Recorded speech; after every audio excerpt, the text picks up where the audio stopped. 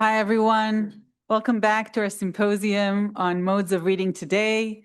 We are happy and excited to start our second panel, Disciplines, Fields, and the Limits of Literary Hegemony, in which we will hopefully talk about close reading beyond its disciplinary, geolinguistic, and historical conventions. And we have three wonderful speakers, all from UC Berkeley. So we will start with Farah Bakari from the Department of English.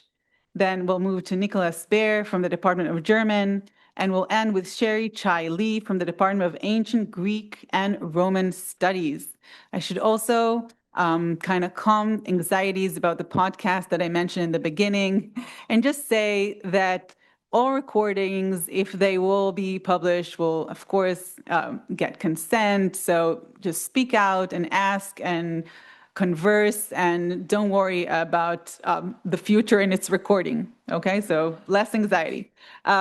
Great, let's get started.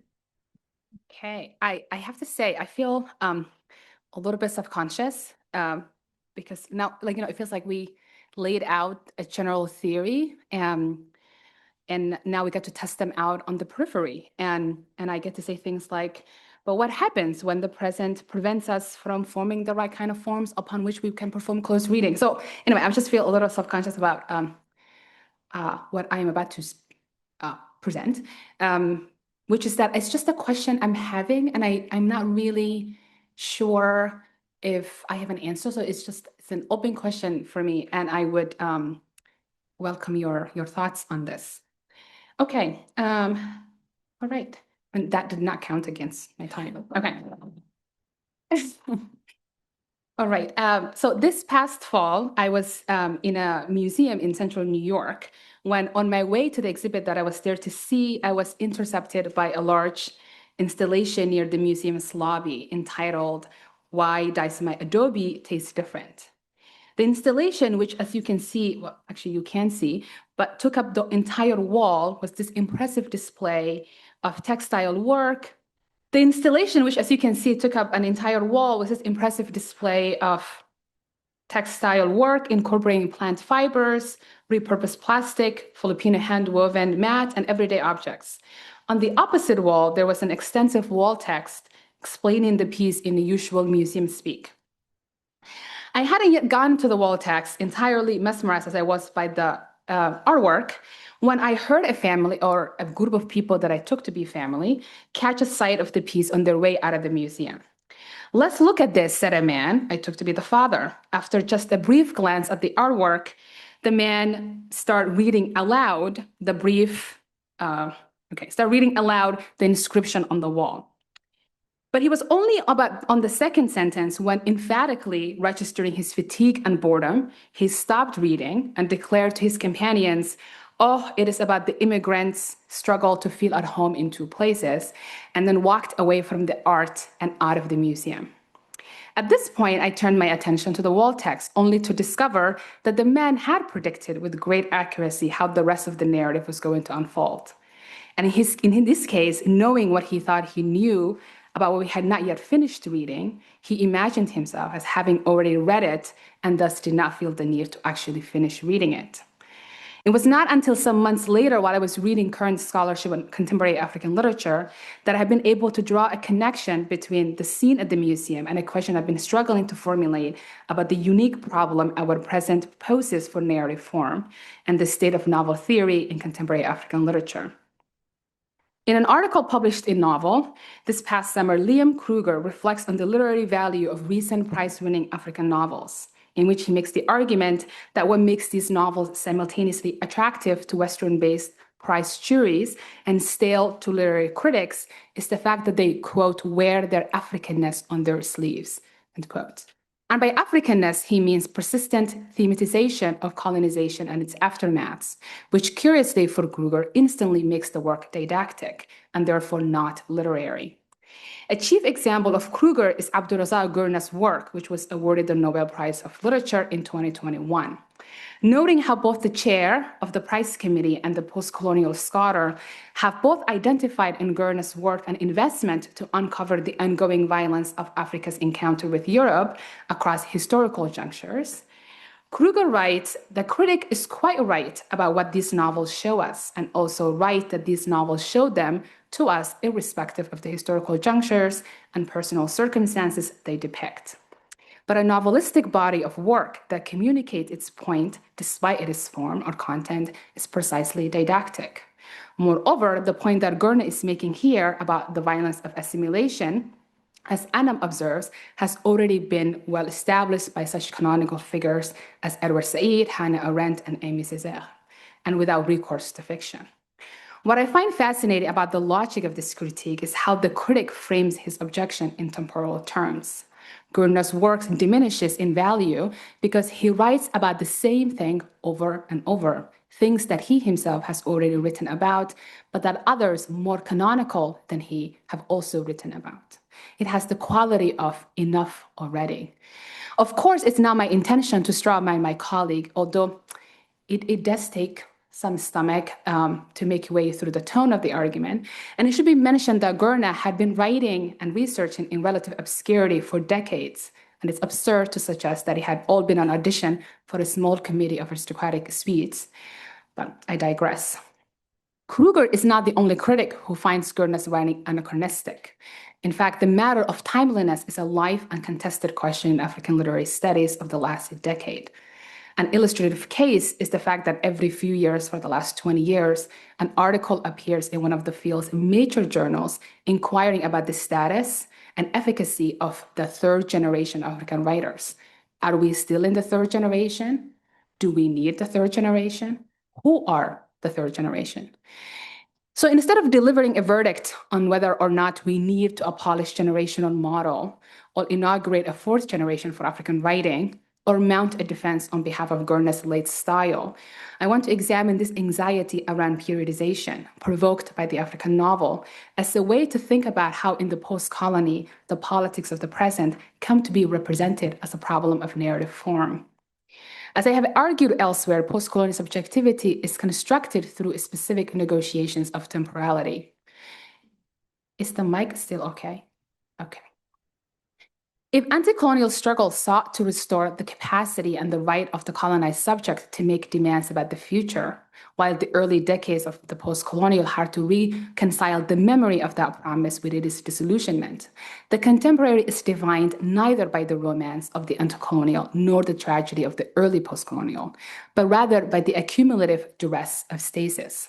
How then should narrative give form to forms of life forged under the tyranny of what has refused to change form? What I want to briefly sketch out today is A, articulate this as a question for the field, because so far it is my understanding that it's only the symptoms of this question that preoccupy us. And B, I want to reflect on how articulating this as a question can redraw the critical coordinates of our approach to contemporary African writing. So let's look at an example. No Violet Bulawayo's 2022 novel Glory, which was shortlisted for the Booker the year after Gurna won the Nobel, begins with an Independence Day celebration of the fictional African country of Chidada. There, the creatures of Chidada, so the novel kind of uses the animal fable form, are waiting not entirely out of their free will under the scorching heat for their long-serving autocrat and aging horse they call Father of the Nation to arrive for his annual speech. When he finally arrives where the people have gathered, Father of the Nation, he is called the rural, quote, the ruler whose reign is longer than 9 lifespans of 100 cats, also the longest serving leader in a continent of long-serving leaders, and indeed the whole wide world, end quote, momentarily forgets where he is or what is happening around him.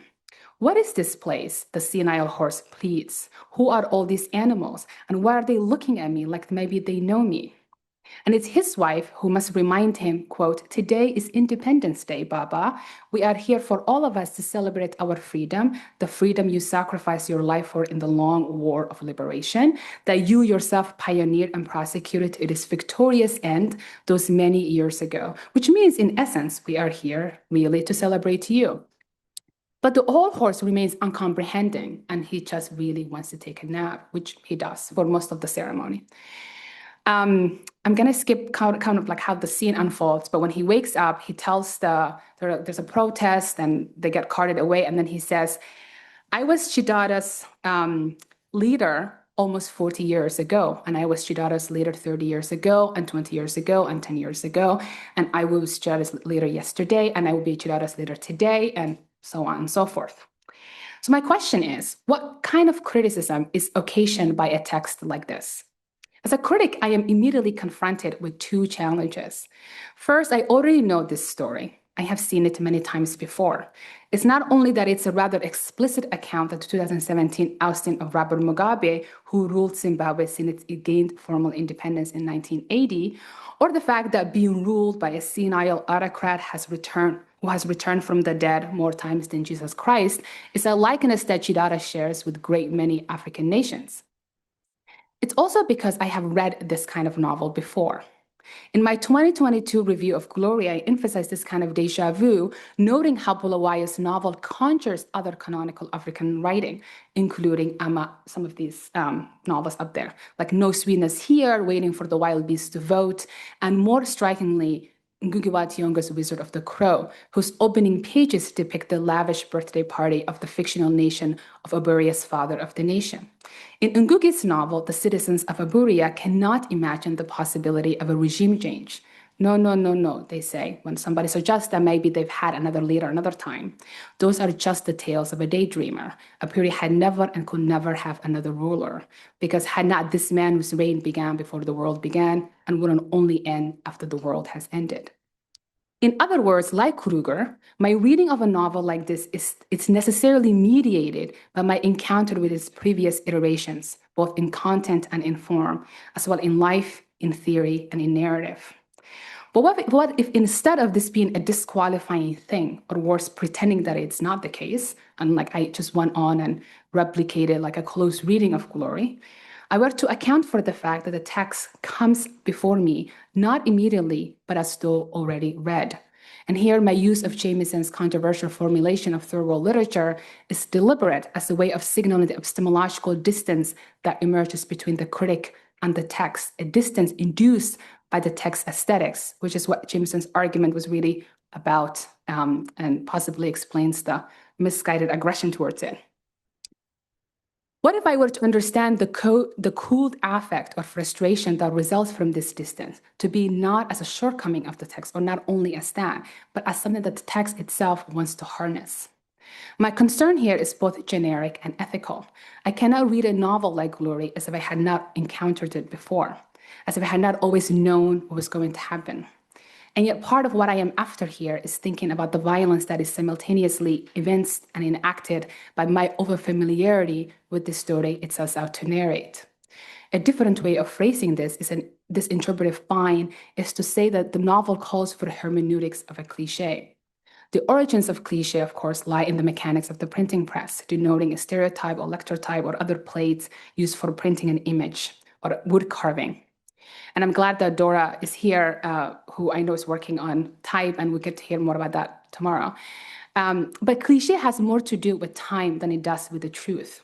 When we call something a cliché, we do not mean to say that it is untrue, but that it is too much like the truth, and that this effect has an effect of blunting in its symbolic function. A kid from a non-dominant social group brings the wrong kind of lunch to school and is subsequently ridiculed by his peers is both a trope found in great many immigrant novels and an all too common experience by actual children of immigrants. The former is true because the latter is. But we can all agree that the scene's symbolic function in the novel does nothing to alleviate the feeling of humiliation or profound alienation experienced by any child who is ridiculed in explicitly racialized terms. The attempt to account for the experience faces formal challenges, as it had already been represented in narrative form, that it had already come to acquire, perhaps long before the experience at hand took place, the very meaning which one may want to assign in narrative. Here, the generic expectations themselves forced in narrative interrupt the act of narration by rendering it superfluous. And so the violence of the lunchroom microaggression gains a new dimension. It becomes unnarratable because it had already been narrated. It begs the question, how does one tell a thrice-told tale with any kind of aesthetic efficacy or political urgency? How does one read a story whose beginning, middle, and end she already knows? When the representation of experience is imagined as gratuitous, What does that do to experience and to the idea of narrative as a socially symbolic act? I am reminded of Jane Gallup's assertion that the ethical capacity of close reading, any reading really, lies in learning, quote, to hear what is really on the page, listening closely to the other, and being willing to catch what the other actually says and able to hear what we did not expect him to say, end quote. But listening as the condition of possibility for an ethical encounter with the text is complicated by the fact that the narrative force arises out of his attention towards what persists and therefore is already known. In other words, in evoking the generic, the novel indexes the violence of post-colonial temporality, which then effaces and interrupts the particular. What is at stake in catching what the other says, all the while expecting him to say it? How does too much closeness hinder the possibility of a close encounter? The second difficulty I am faced as a critic for a novel like this concerns interpretation, in that it isn't obvious to me what kind of interpretation that is called for here, or if there is even a need for one. Here, meaning is manifest. I cannot say, for instance, that Glory is an allegory for Zimbabwe or the staggering failure of the post-colonial African nation state because the novel says so quite explicitly. All the same opening scenes, and here you can see some of the, you can read at your own leisure, some of the moments in which the novel is explicitly saying what I may say about it. A critic like Kruger may say that the text like this, quote, cast interpretation into obsolescence by their very didacticism, their dutiful recapitulation to the tropes that make them visible as African literature. And that because there is nothing to interpret there, which is not bad because it puts the critic out of work, but because a text that has no meaning has no business being confronted with literary value. What then is the work of criticism? Stephen Best and Sharon Marcus, and this essay has already been mentioned earlier, asked this exact question in their discussion of service reading. They write, if criticism is not excavation of hidden truths, what can it add to experience of text?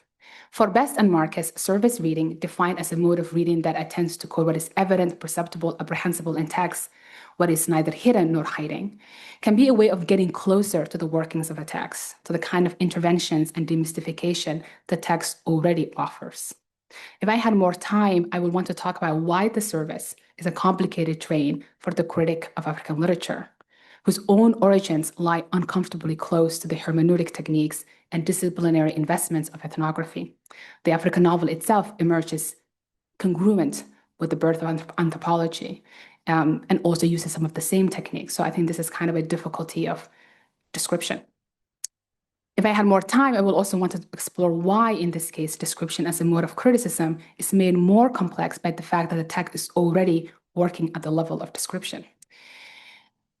Best and Marcus write that, quote, a service is what insists on being looked at rather than what we must train ourselves to see through. When we look at what is on the surface of the novels we deem anachronistic, we don't just see the triumph of decades-long neoliberal policies that have usurped the project of decolonization and how those policies manifest themselves in political corruption, environmental degradation, autocracy, famine, gender-based violence, etc. Which is to say what we already know.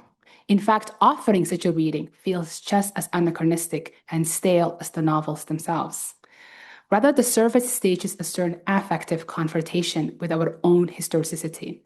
It insists on looking all the ways in which we are made to endure will be understood and already narrated as if it will come to pass, but didn't. And here, the contemporary novel ceases to be an allegory for the nation state and becomes one for the possibility of narrative. Thank you. All right, can everyone hear me? Wonderful. Well, first, thank you so much to Yael for organizing the symposium and for inviting me to participate. Thanks also to the Townsend Center for hosting. My remarks today emerge from a special issue of Cultural Critique that I'm co-editing with Pardis Tabashi of Bryn Mawr College. So I want to credit Pardis as my collaborator on some of these questions. In my paper today, I'll be situating the current debate over close reading in literary studies in relation to questions of method in film and media studies, both past and present.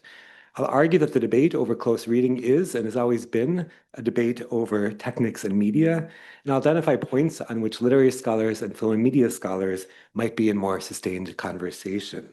My title is Unattainable Texts, Reading Beyond Literary Studies, and my talk will be divided into 3 sections. And here's part 1 straight away.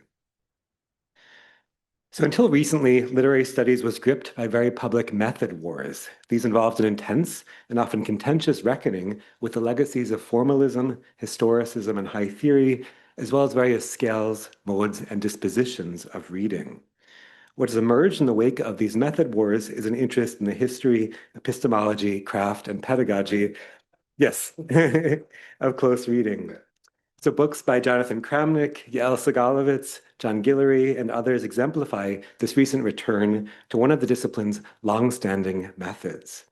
Now, I follow these debates with great interest, but also a certain voyeuristic distance, since my own formation is less as a literary scholar than as a scholar of film and media. And while literary scholars diagnose a crisis in the profession, film and media scholars haven't had their concerns take on the same attention. So like Carrie Bradshaw, I couldn't help but wonder about a whole host of questions. So what is it about film and media studies that has made its methodological innovations, fissures, and disputes less visible or even less heated? What are the links between the structural, material, and institutional conditions of particular disciplines and their investments in asking metacritical and methodological questions? What would it look like to track the concern with method beyond literary studies to include other fields that also think passionately and reflexively about cultural objects and how to read them?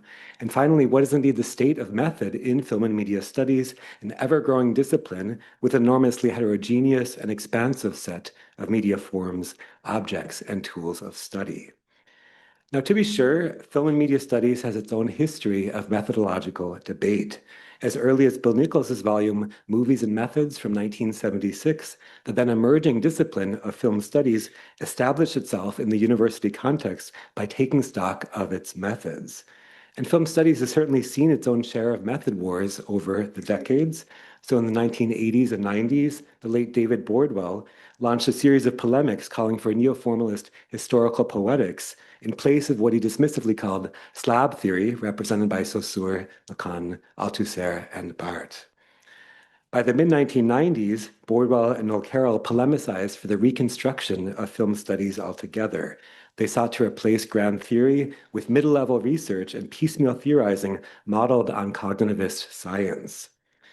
Beyond Bordwell, however, film and media studies has seen broader pendulum shifts that often loosely map onto trends in literary studies.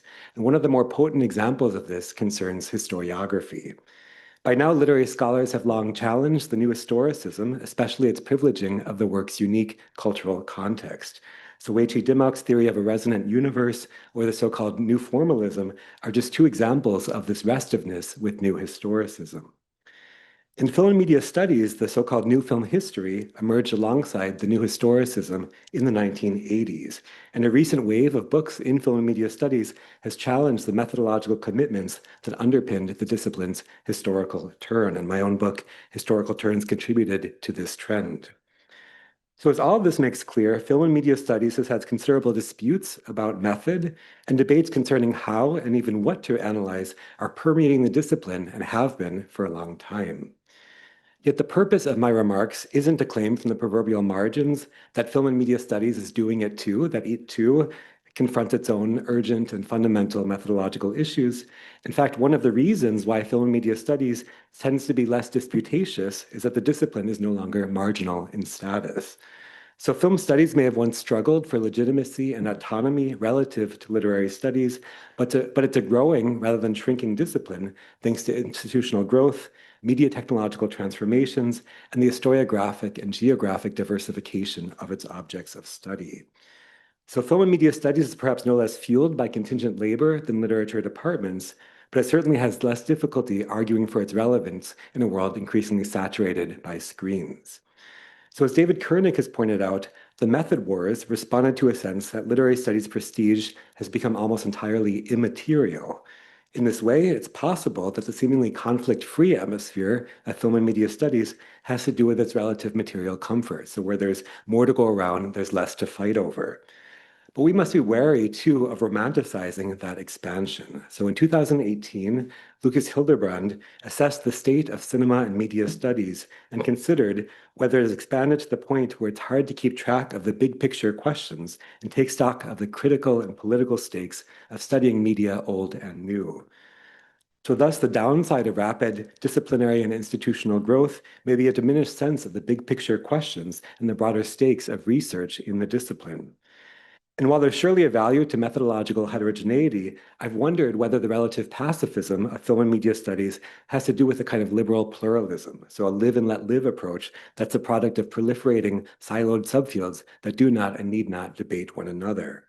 As uncomfortable as critical impasses are, they allow us to crystallize what we think in dialectical engagement with alternative views. And this gives rise to what Amanda Anderson, by way of Habermas, calls a culture of argument that helps us better arrive at unified consensus or provides a framework for meaningful dispute.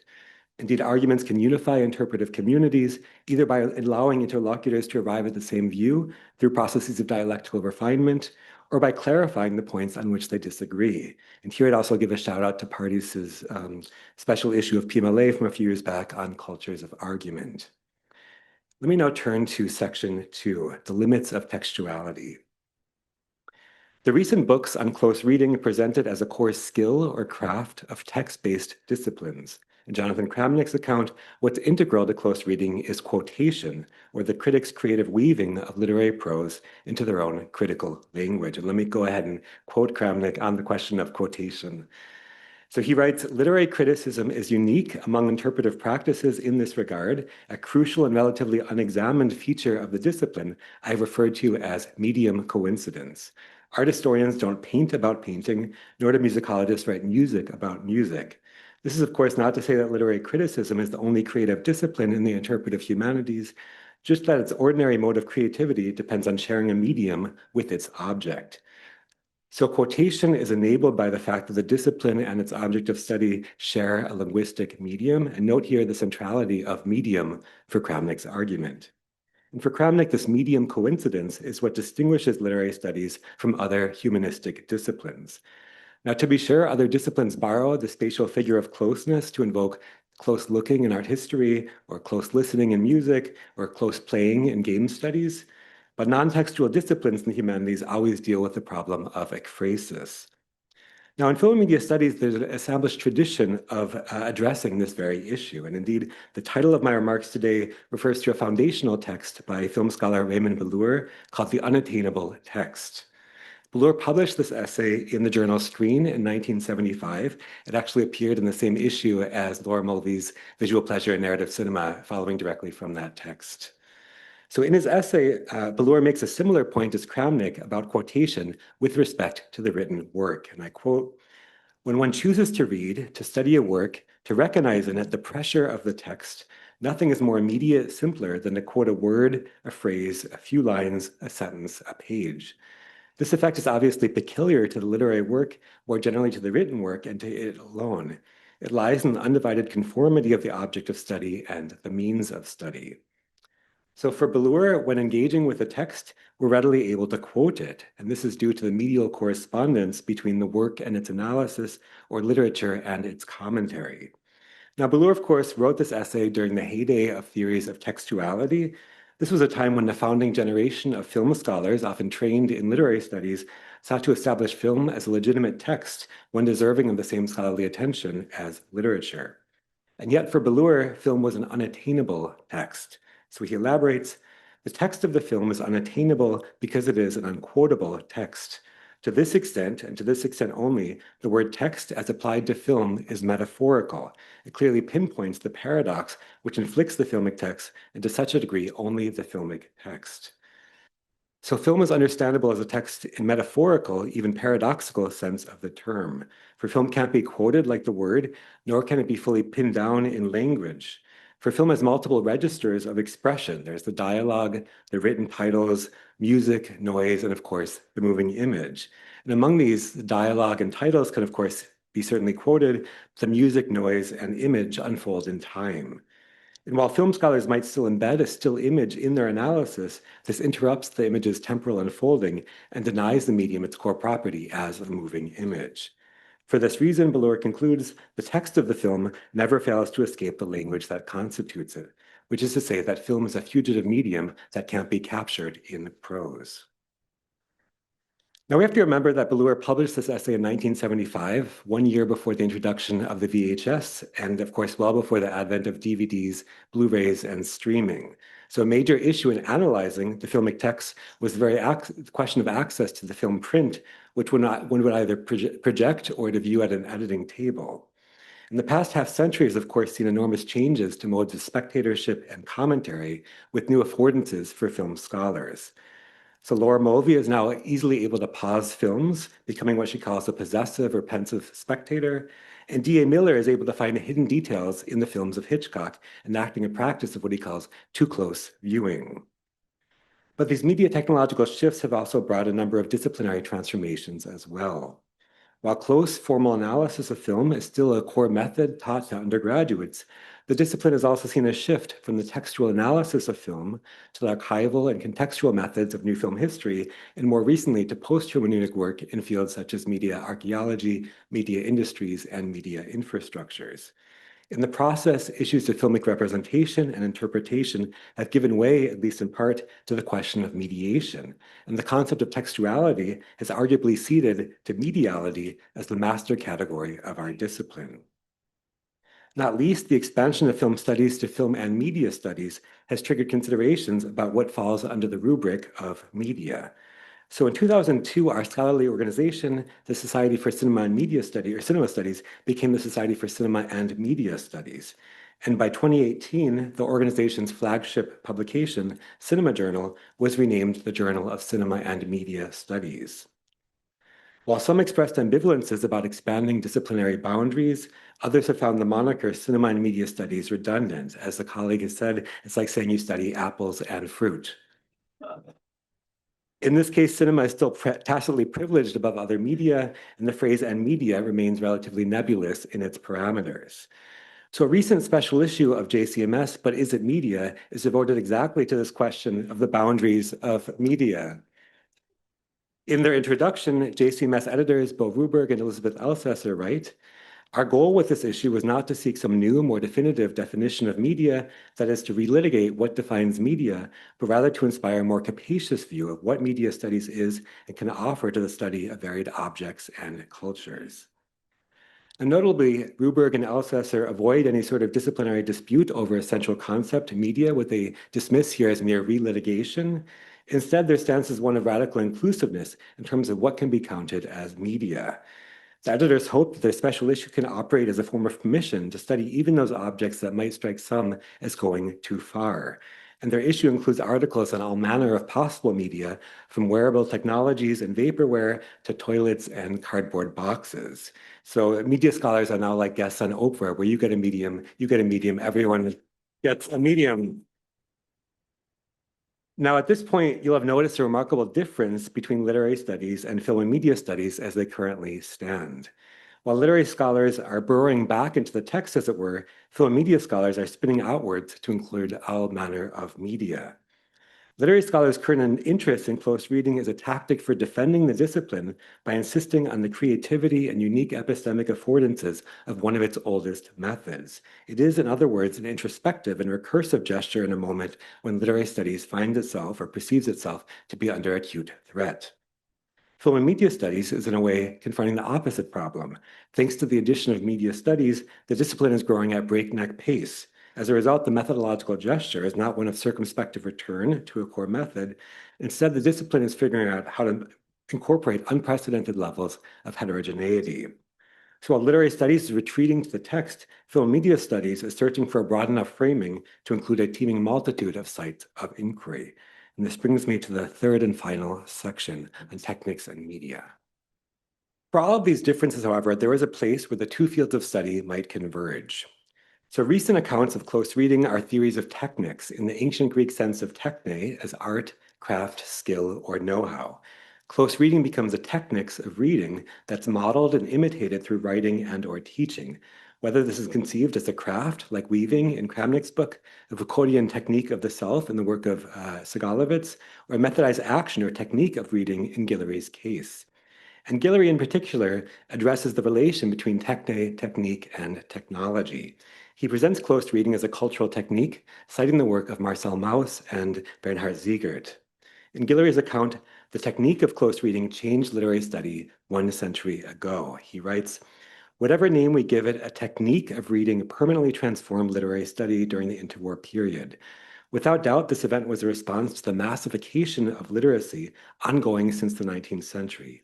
The emergence in the 20th century of cultural works in new media forms, such as film, radio, and television, generated further anxiety, exacerbating a tendency towards declinist narratives. Literary critics were forced to confront the rarity of literature as one form of writing among many in the modern world, and writing as one medium among many."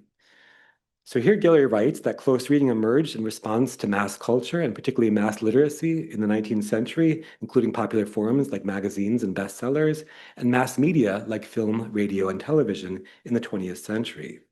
Against this backdrop, anxious literary critics had to reckon with the provincialization of literature in a modern world with the proliferation of forms of writing, as well as new media forms. So where Kramnik argued that close reading relies on medium coincidence, Guillory argues that close reading emerged in response to the rise of mass media. What's latent in Guillory's account is a sense that the return to close reading in our own time is also a result of anxiety among literary critics about newer media that seem to spell the obsolescence of their mode and object of study. And indeed, towards the end of his book, Guillory points to recent developments from distant reading to the rise of generative AI. If we were to develop Guillory's claims further, we could say that close reading becomes a topic of concern during periods of rapid media technological transition. Close reading is thus articulated in dialectical opposition to newer media forms that seem to threaten a properly attentive mode of reading or a waning of reading altogether.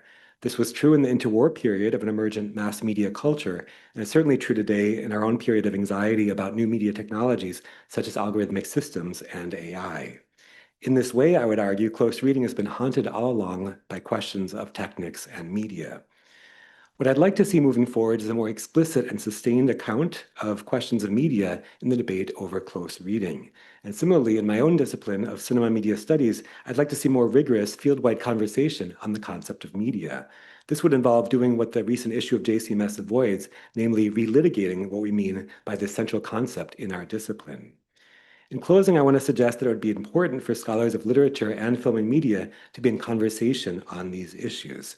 As Antonio Somaini has recently argued, deep learning algorithms are recalibrating the relationship between images and words, or the visible and the textual.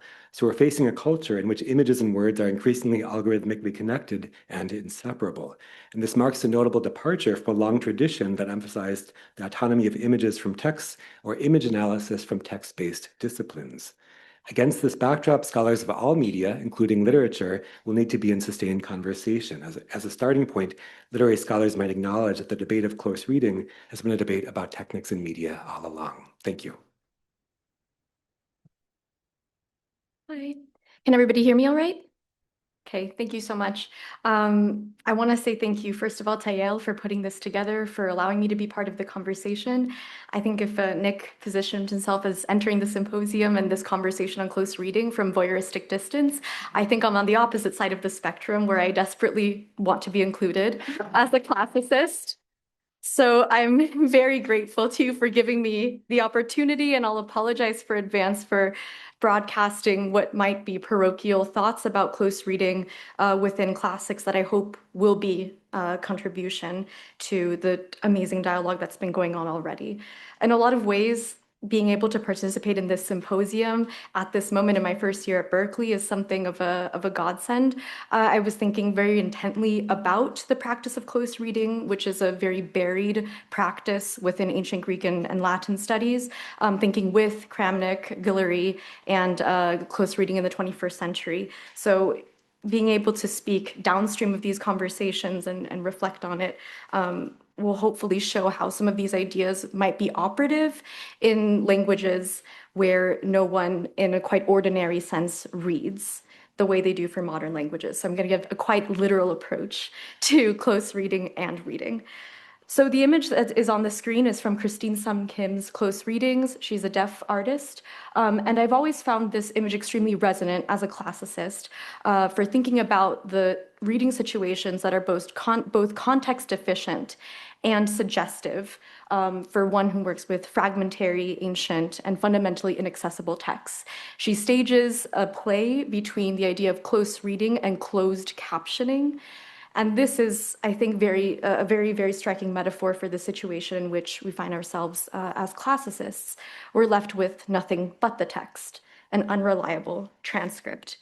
And that's why I wanted to take the symposium as an opportunity to think very concretely about the methodology of close reading within classics, what specific practices and protocols have long been embedded and transmitted within the particularly disciplinary culture in which I find myself. And I found very, very thought-provoking the idea of close reading as a genre with recognizable conventions. The quotation of the text, its incorporation into the prose of the critic, contextualization, the isolation of specific linguistic details for sustained attention, and the claims that the critic is licensed to make about the text at different scales. So, in thinking about how these ideas are operative within ancient Greek and literature, I want to just sketch out a few coordinates within a very vast and complex disciplinary ecology of reading that includes literature, philosophy, historiography, and many other strands that I unfortunately won't attend to today. And I want to do so with an eye to pedagogy, not only the teaching of close reading and literary scholarship, but the teaching of ancient Greek and Latin languages themselves, and to reflect on the ways that close reading shapes how we teach, assign value to, and establish protocols for gaining purchase on and engaging with the ancient language. So here, close reading is not just what we do as literary scholars and critics, but is in fact the aim of acquiring literacy in the ancient languages in the first place. And in fact, as I'll hazard to say, close reading often stands in for reading itself within classics. And this orientation to close reading at every level of engagement with the language produces very specific, but often under-theorized conditions: the pace at which texts are processed, the degree and distribution of attention to words, phrases, texts, canons, the attachment of value and meaning to linguistic detail, the strategies and thresholds of a contextualization, and the conventions by which students and scholars demonstrate philological competence and linguistic authority. So to frame these issues, let me begin with 4 statements from outside my field, which I sourced from Scott Neustick's Close Reading Archive that was developed in concert with Guillory's book. First, by Louise Gluck, "It is foolish to attempt a close reading of a poem in a language one does not know." And then Gregory Rabassa and Haruki Murakami echo each other in saying, "Translation is essentially the closest reading one can possibly give a text, and translation is extreme close reading." And in the extremely succinct formulation of Kramnik, "Close reading isn't reading, it's writing." Together, these quotes highlight the central elements and key fault lines in the form of philological close reading practiced in classics: linguistic competence, translation, and the writing of criticism. A successful classicist close reading must perform all 3. There is, however, a fundamental tension between linguistic competence and translation, and both are implicated in the successful production of a close reading. So for me, this raises a series of questions. Do Gluck's and Rabassa's statements about close reading hold, or do they obtain differently for languages that no one speaks and few read fluently, that is, rapidly and comprehensively? Or how do they obtain for languages whose access depends significantly on grammars, lexica, commentaries, and translations? As we can see in the quote by Murakami, it is now practically a trope to invoke translation as a maximal or superlative form of close reading. But what does that mean in a discipline when language is learned and continuously relearned through translation itself? When we write close readings of ancient Greek and Latin words, passages, and texts, what kinds of linguistic knowledge do we in fact perform? And given that close reading is, as Kramnik formulates, a form of writing, what assumptions about language and literacy are encoded in the way that we teach students to read ancient texts and become literate in ancient Greek for the purpose of close reading? So the core observation I want to put out is that close reading ultimately motivates the form of language knowledge that we teach and privilege in classics. It provides both the justification for learning ancient Greek and Latin and the horizon towards the asymptotic process of learning ancient languages is directed. Close reading in this context is not simply reading at a granular scale. It is a demonstration of interpretive sensitivity informed by linguistic competence, but it is also the byproduct of a series of compensatory and aspirational practices, ones that attempt to bridge a structural distance between the reader and a language that is never fully accessible. All of these tensions arise from the distinctly mediated form of access that classicists and other scholars of ancient language have to their object of study. We work with a fragmentary corpus of texts and languages with no native speakers, and with a long disciplinary history that privileges translation as the primary mode of engagement, while simultaneously devaluing the use of ancient Greek and Latin as communicative media. Ancient languages are not spoken, rarely written, and almost never read extensively for fluency. Instead, they are always approached in the first place as objects of analysis. And these conditions are often understood to necessitate a strict philological approach to ancient literature, one that determines what kinds of interactions with the language count as knowledge-bearing or meaning-making. Within this framework, philological close reading becomes both the goal and the method of language learning itself. One learns ancient Greek and Latin by translating in order to translate and analyze ancient texts in a literary context. Language learning is justified by close reading, and close reading is authorized by language learning. This loop is productive, but also interestingly destabilized, I think, when viewed through the lens of Kramnik's idea of aptness. Our reading methods already encode the aptness between the object language and our critical idiom. And this orientation is reinforced at the level of curriculum. Instruction in ancient Greek and Latin, as some people may know, places heavy emphasis on metalinguistic and rhetorical terminology, noun case, verb aspect, clause type, particle usage, figures of speech, as the primary tools through which texts are rendered intelligible. These categories are evaluative as well as descriptive, and they determine what counts as attention, precision, and insight. Close reading, then, is not merely taught, it is built into the way linguistic competence and its parameters are defined. So consider the program at St. John's College with its well-known Great Books model. In a mid-20th century defense of the curriculum, emerging shortly after the emergence and spread of close reading as a critical idea, the president of the college articulated a pedagogical commitment and a distinction between rapid reading and slow reading. Students are encouraged to read many texts quickly in translation while devoting sustained, painstaking attention to a small number of works, including those read in Greek and Latin. Within this model, ancient languages are not taught for communicative competence or broad reading fluency. Instead, they are situated within a curriculum whose explicit end goal is close reading itself. As Kiefer explains, close reading is both an end of the language tutorial, and after a term of grammar in which memory plays the dominating role, we shift to the close reading of a text and imagination as the faculty of rhetoric. What we see here is an early and explicit articulation of an idea that now remains largely implicit but dominant across classical language instruction broadly, that education in ancient languages is intended to directly furnish the foundations of close reading. Grammar, rhetoric, and translation are not merely preparatory stages that eventually give way to frictionless reading. They are the mechanisms by which close reading is produced, and this structure persists in contemporary curricula. Students typically progress from an initial year of instruction in ancient Greek and Latin, focused almost entirely on grammar and morphology, and then move abruptly into courses described as reading courses. But what reading means here is anything but. Students are taught to translate slowly, precisely, exhaustively, to linger over each word, each particle, each syntactic construction.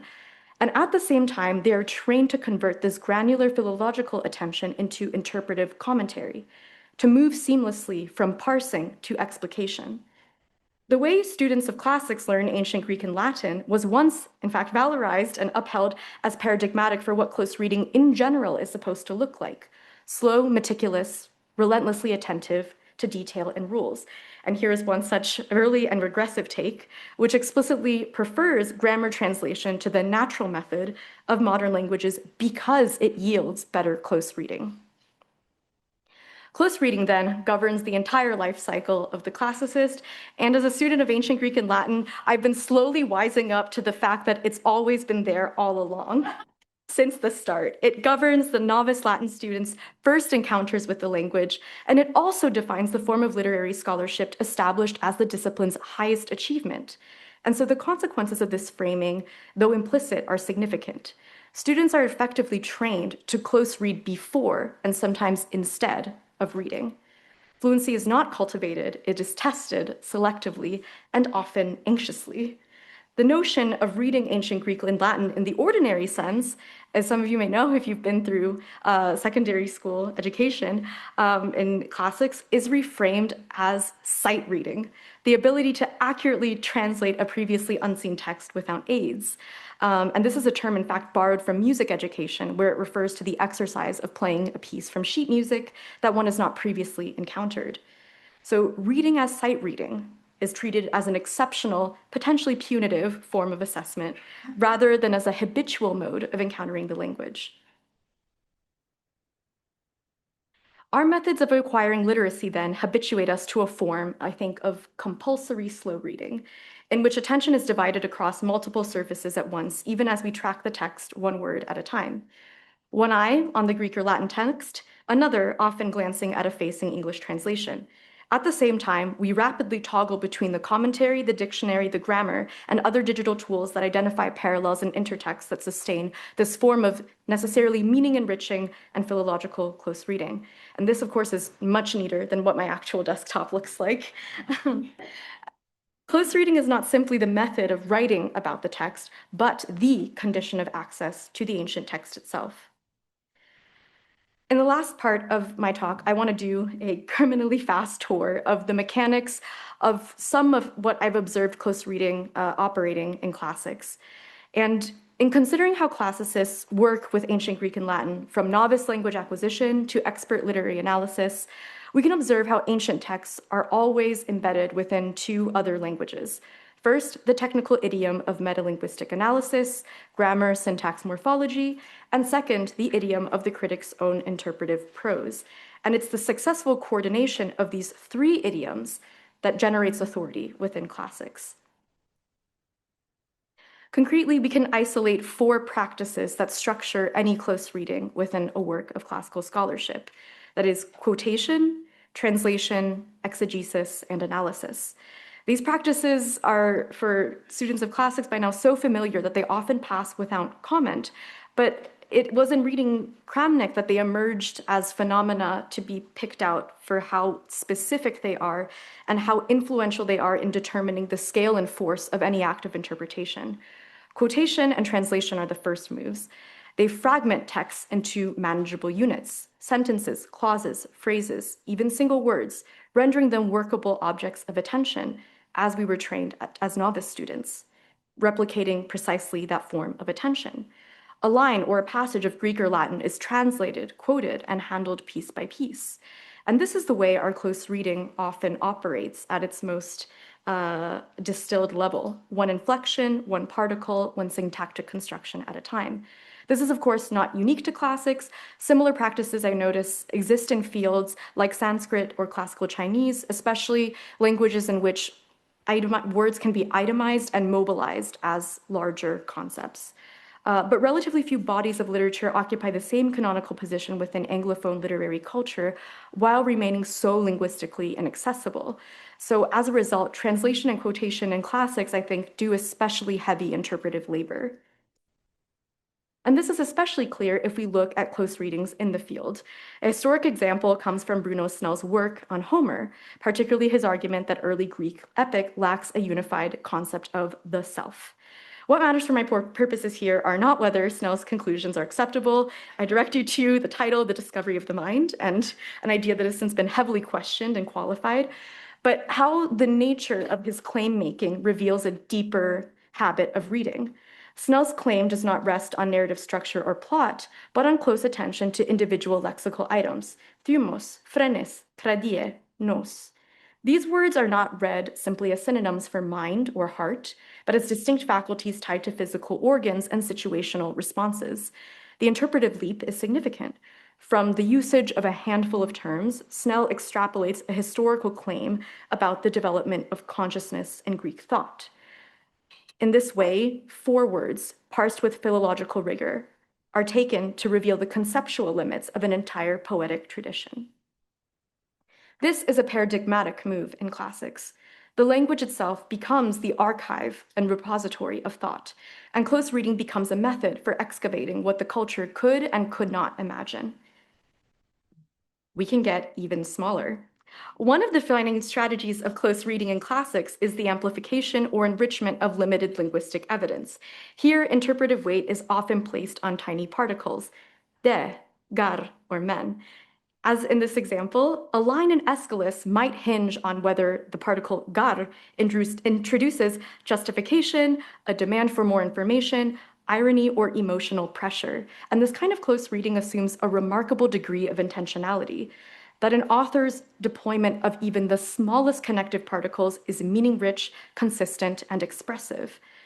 And in ancient Greek, I feel the particle becomes a particularly privileged site of interpretation and close reading precisely because it resists easy translation. Translation smooths away friction. Philology restores the texture. The authority of the reading lies in the claim that meaning inheres not only in what is said, but in how clauses are stitched together. One word becomes a window onto an author's conceptual world, the language as a whole, or even an entire culture. This is also true for slightly larger structures of grammar. Consider close readings that hinge on tense choice, word order, or syntactic disruption. In Catullus, the sudden shift from present to perfect tense can be read as an emotional collapse. In Virgil, hyperbaton, the separation of adjective and noun, might be framed as mirroring psychic violence or political fracture.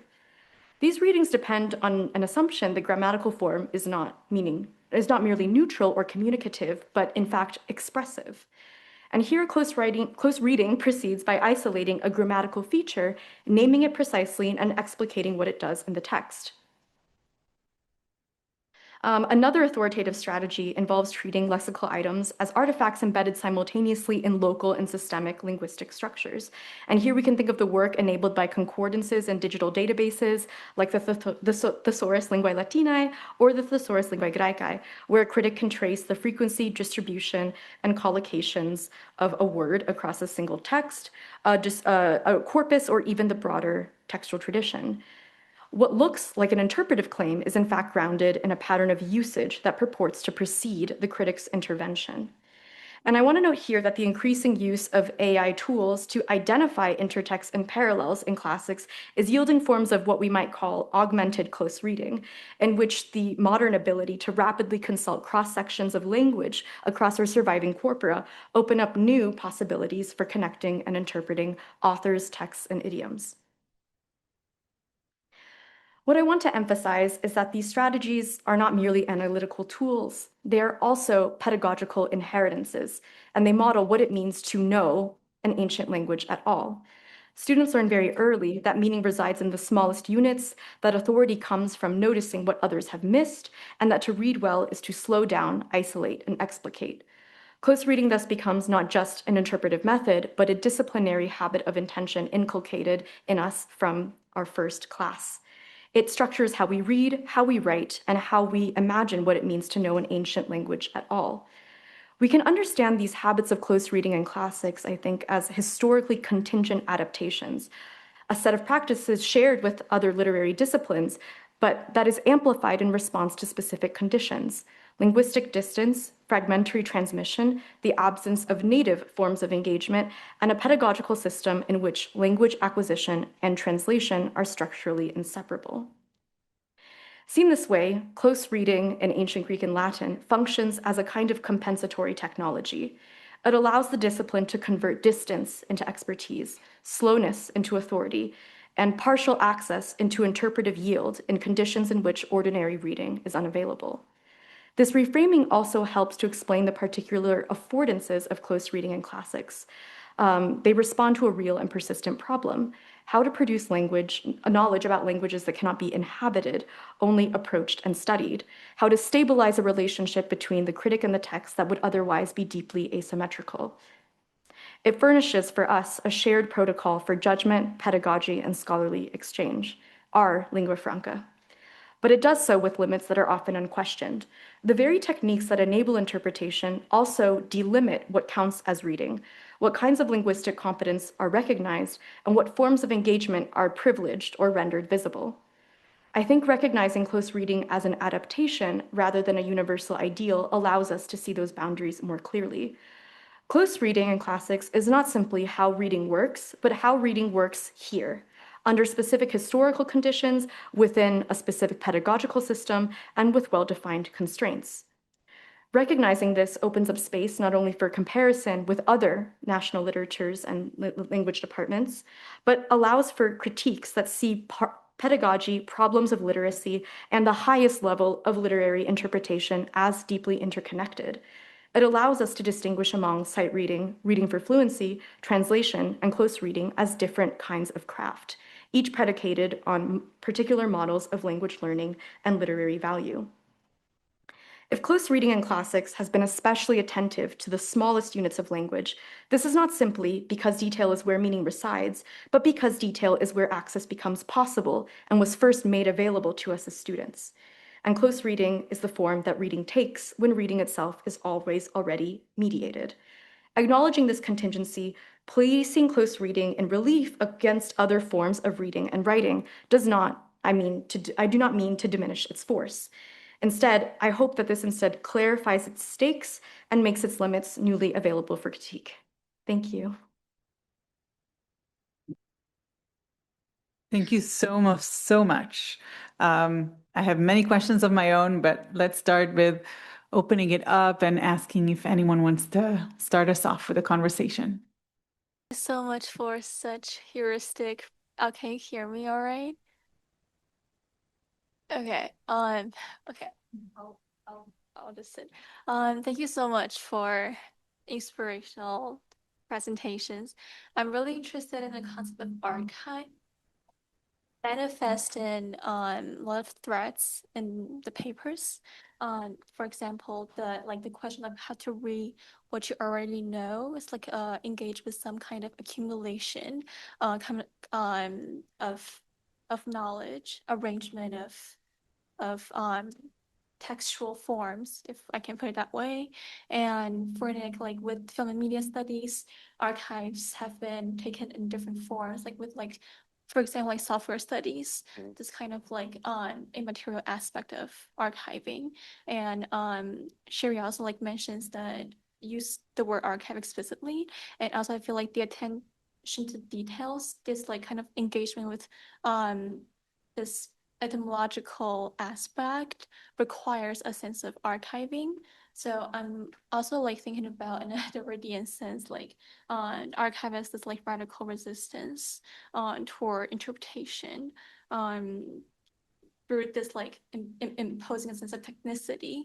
So I'm wondering, like first, the close reading, if you can like kind of brief on close reading engagement with archive, and how the shifting temporal and spatial dimension of archiving has transformed by or mediated in relation to the kind of shifting forms of shifting concept of close reading that you are offering and you are discussing here.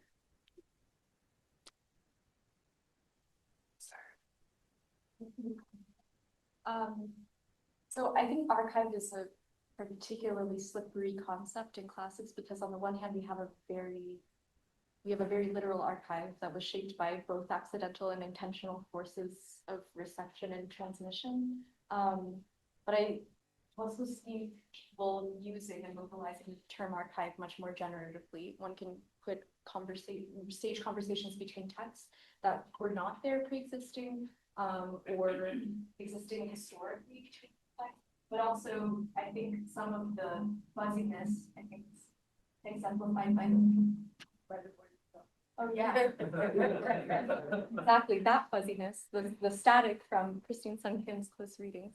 That form of interference and occlusion also opens up classical text to being in conversation with works of theory, contemporary works. And so I think archive is not just a limiting factor in classics, but it's a generative one. that we've allowed to make inroads and cut across what are axioms of history, I think. Maybe to add to that, I think it's a great question, Rosalie. I don't know if people can hear me. Thank you for the question. It actually goes back to your point earlier about literature as a unique archive and making a case for literature on that basis.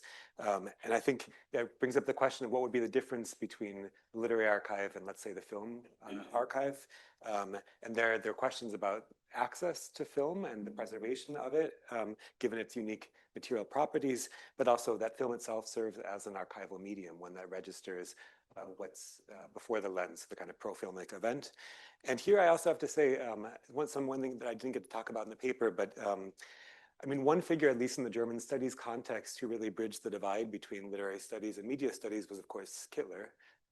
And for Kittler, of course, especially, who builds on the work of Foucault and then reframes a kind of discourse analysis as a form of technological media analysis in a way that I think provides a model for how literary studies and film media studies might enter into more sustained conversation around questions of media. But for Kittler, gramophone, film, and typewriter are archival media in the sense they register the kind of Lacanian real in ways that previous media, including literature, hadn't. So that might be a way into that question about the question about archive as well, and the medial differences between a literary and filmic or other type of archive. Thank you so much. These are terrific papers. I wanted to ask Sherry a question that also that bears on Nicholas's paper as well. And the question is in a way to ask you something that I'm always asked, which around this question of what I term medium coincidence, which I was thinking about when you brought out that reading of Aeschylus, which had, you know, an untranslated particle of ancient Greek in it. And I thought, and people ask me like, well, is it really a question of coincidence if you're working with translation? And Jonathan, all your examples tend to be works in Anglophone literature written by an Anglophone critic. So how much does the medium begin to shift if you are thinking about works that are written in another language, or in the case of ancient Greek with a different alphabet? And how much are we working within the same media? And I guess this is what bears on Nicholas's paper, which is about thinking about literary studies in a kind of multimedia world. Thank you so much for this question, which is really fortunate because this is one of the things that I found especially generative about criticism and truth was the ability to think about an interpretive space where the language of study and the language of criticism are at least nominally the same. And so one can create these connections, as you point out so well, bridging, folding in the language of study into the critic's own prose, which is obviously not something that we can do in a language that is, you know, scripturally very, very different, like ancient Greek. There are just natural visual and interpretive and being bound barriers between writing a work of criticism about ancient Greek or Latin in English.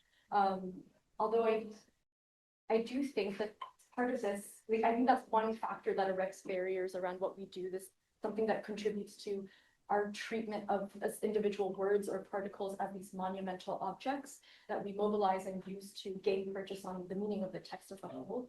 But I do think the other part of this story comes from just the way we're trained to think about it between translation and the text. We're really looking at the English to help us enrich these small objects that we've been trained to pay attention to very singly from the very early stage. And the byproduct of this, of course, is that we see these barriers enacted in the way that we closely read ancient Greek. Or, I mean, classical Chinese has the same thing. You're holding them. Exactly. I might just add to the question of the medium. Yeah, I was very struck in the recent books about close reading that the question of mediality comes up, in your case with medium coincidence, in Yael's case in the chapter on Faulkner, the question of sound and listening, but also Faulkner's involvement with Hollywood. And then, of course, in Guillory's work, the idea that film or that close reading emerged in the interwar period at a time of a kind of emergent mass media culture. And he engages with Benjamin's essay on Symposium and Baudelaire in that context, and what it means to think about literature as just one mode of writing among many, and one medium among many possible media as well. And certainly, as you point out in the book, ekphrasis is core to non-literary studies disciplines, but there are limit cases that one could consider. So at the end of his text, Unattainable Text that I quoted by Bloor, he thinks about what it would mean to make a film that quotes other films and therefore provides commentary on other films in the filmic form. So that would involve the kind of medium coincidence of the sort that you've written about. And more recently, there's this trend of video essays, of scholars making videos that provide kind of analysis and commentary about films. And there have been critiques of that because it actually circumvents the work of ekphrasis, which is really core to film and media studies, and just says, look, see, it's there, without having to say what this is. So it is a kind of sticking point in our discipline, and your book really, I think, illuminates it nicely.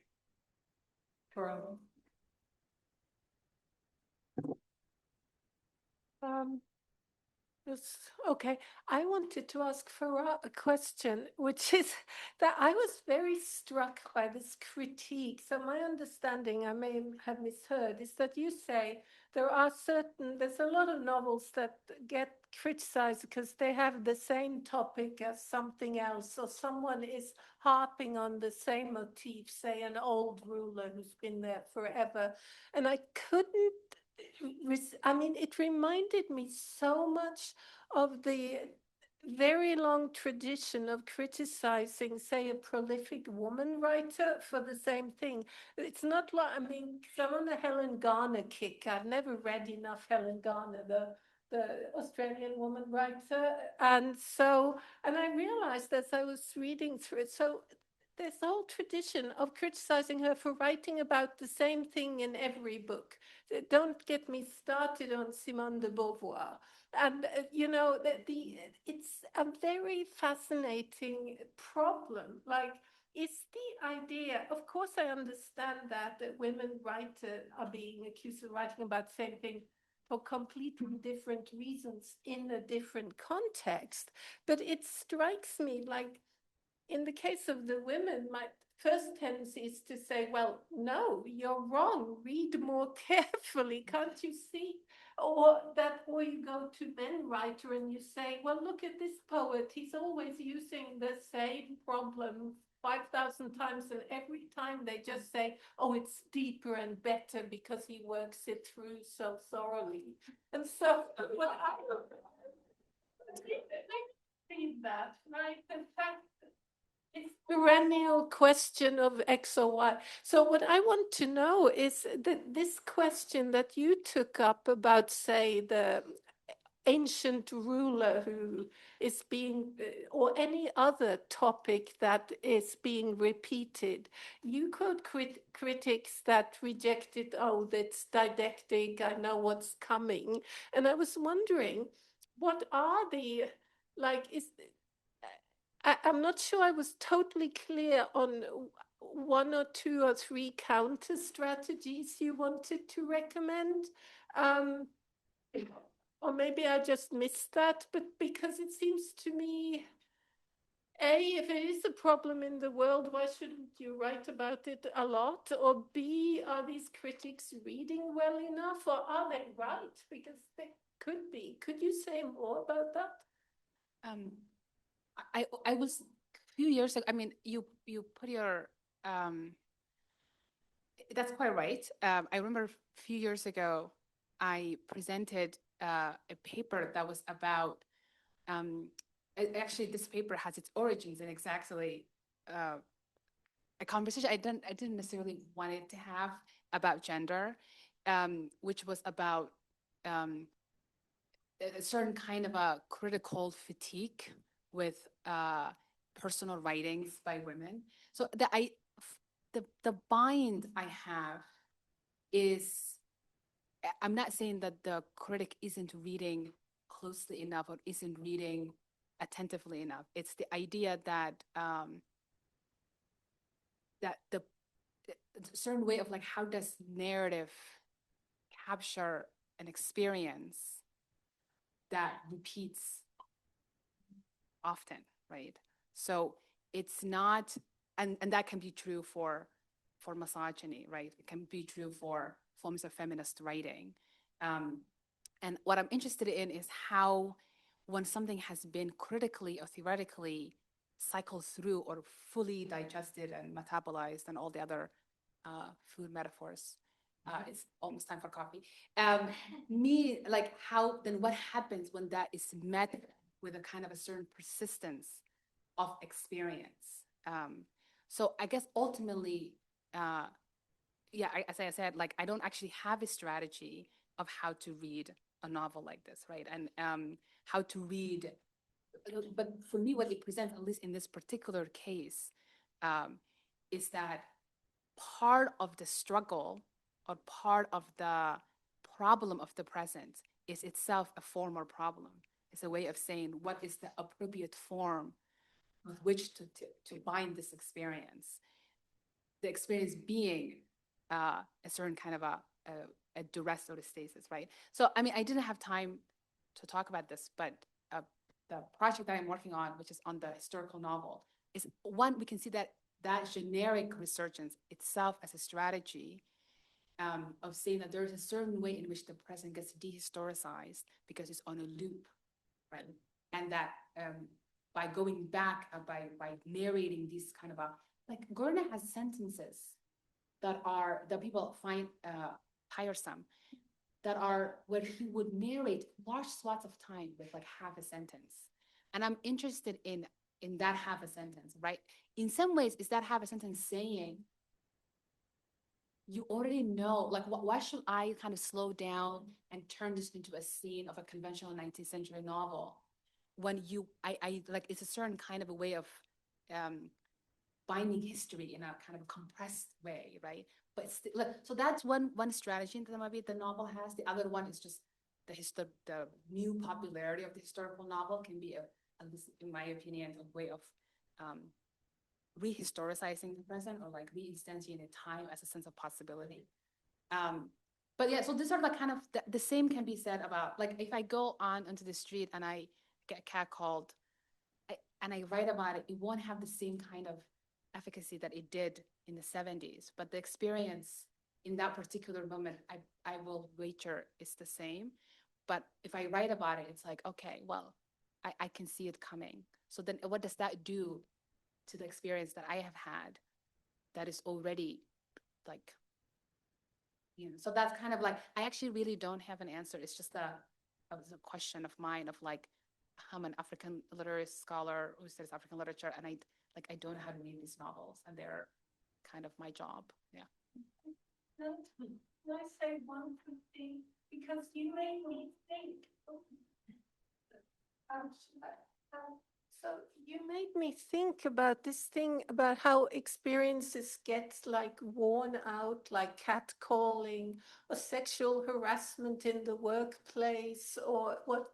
This is a fascinating question of repetition, and as a number of theorists, starting with Kierkegaard, says but Wittgenstein would also say when the same thing, apparently the same thing, gets uttered in a new situation, it's no longer the same.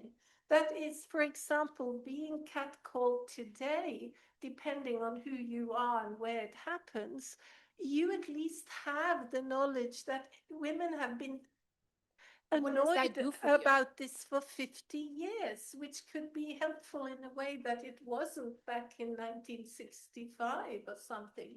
So I mean, what I mean is there are nuances of meaning that could change. And then I also see that we sometimes just move on. This is how literary studies changes too. A thing is all the rage for 10 years, and then there isn't a final debate where everyone agrees that close deconstruction got a bit predictable. But I guess what I would just say is that, and this is where I actually think Jameson's essay about third world literature is correct, right? Is to say the stakes are just like much higher about debates that we can have about how to read a novel and how to live in an autocracy. So if the novel is like, if narrative is a social symbolic act and the novel wants to intervene in a certain kind of imagination of the present, then I think that question really, like the stakes of that are much, much higher, I will say, and because you can't just move on. In fact, that's the whole, like the battle is in this ability of like, how do we organize time, right? So.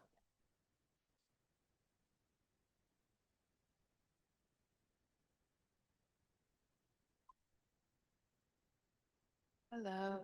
Hello. Thank you, everybody, for your talk.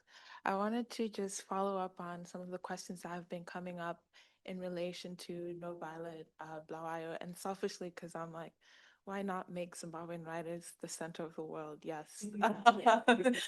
I'm excited today. But I was wondering about, Farah, what you think about the relationship between um, uh, close reading in terms of poetry and African literature and the novels, and if maybe there isn't enough of a conversation between scholars in these fields, because that might resolve some of the tension around glory. So I say this because um, everyone always wants to sell African literature as like a novel. Zimbabwean writers are notorious for doing like novel drag.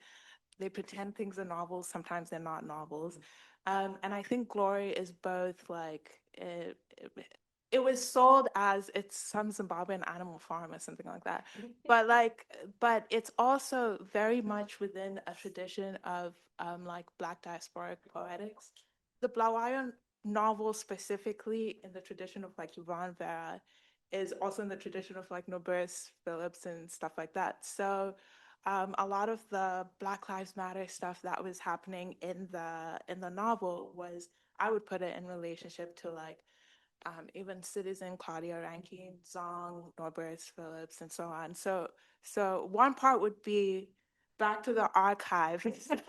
Like I'm curious if you think also people don't read African literature diasporically enough in these close readings in terms of what we might compare some of these texts to, and also like in with poetry, like some things around repetition, some things around like experimenting with archiving a historical moment might be praised rather than put down. So again, with Citizen, with Zong, with that kind of thing, like maybe there might be like a different literary value than what I don't Liam but but like Liam's thing about what we value about the novel, like, oh, it can't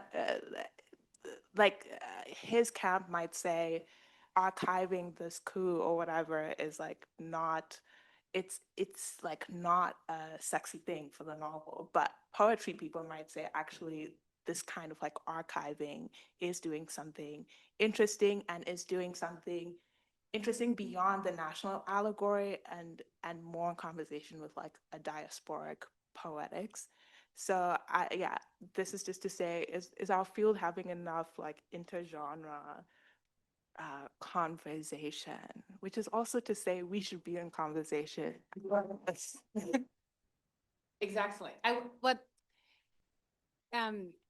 what the kind of poetry, when I work on poetry, I think even I am split, right? That, that my poetry person and my novel person are kind of separated.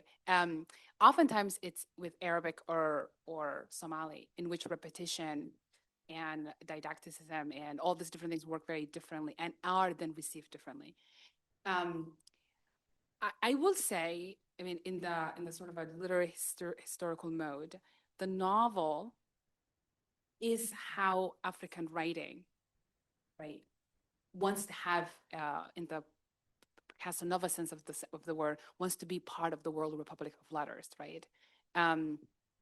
So that is also kind of like my investment in the novel, and even in the birth of the novel in Africa, the kind of story, the Broadway version of story that we tell, right, coincides as a particular conversation that African writers want to have with people outside, like the extroverted novel, et cetera, right? It coincides with a way, with the arrival of the ethnographer, right?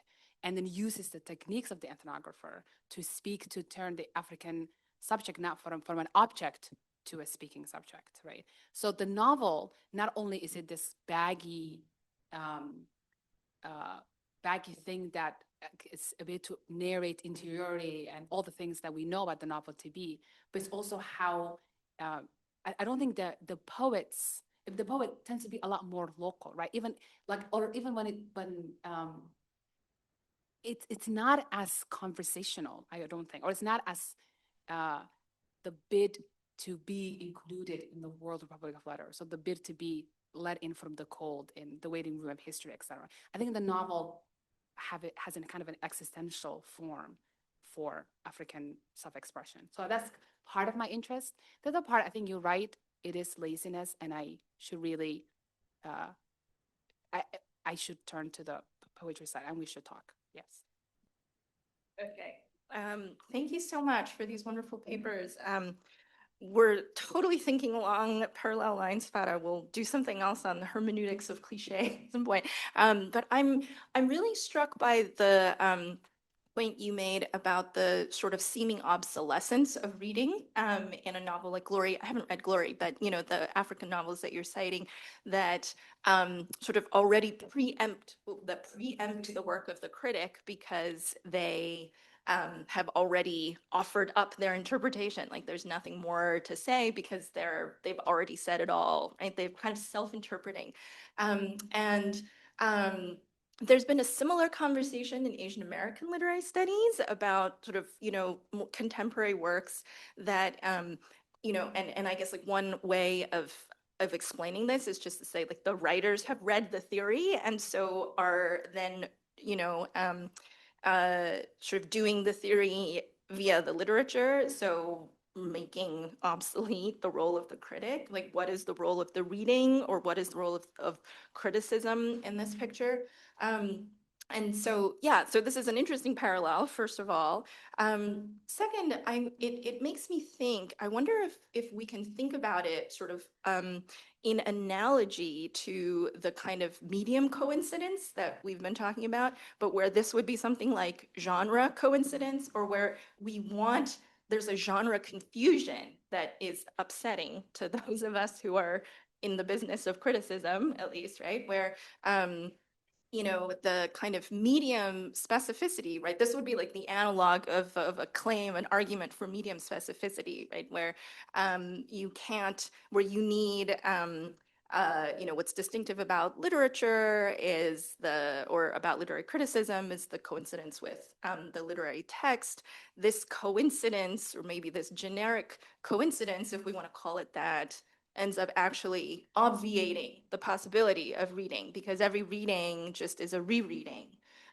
So in fact, that gap is productive. And I think, you know, that seems to be also maybe part of film criticism or some strands of film criticism, right? That see that non-coincidence. And this is certainly the case in art history as well, right?